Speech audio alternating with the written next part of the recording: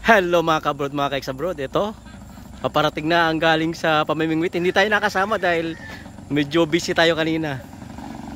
Inaabot na sila ng hapon, oh, alas 5 pasado na. Tingnan natin kung maraming huli. Talagang tayo ay nainip sa paghihintay sa kanila. Tingnan natin. Hello mga kaex-abroad. Ay wala. Walang nadali. Ano? Yan lang, para sa dalawa na kayo niyan. Oh, ito pa, ito na lang ang akin dito eh. Isa Ay talaga. Nalaang sa lubid. Iyan ang sinasabing tiyaga lang talaga mga kabrod.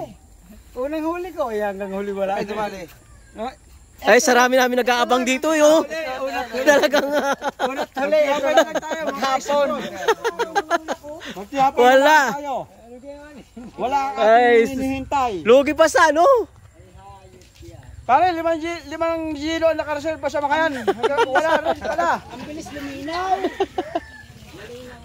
Wala naman palang huli. Akala ko'y napakarami.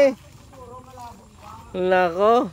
Sabagay mga kabrod, mga kaex-abroad, ay ang pamimingwit, pangangawil, pamimiwas ay talagang swertihan yan.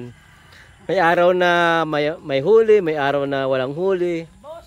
Talagang hindi mo pwedeng isigurado kung gaano karami ang mahuhuli. Kaya yan talaga.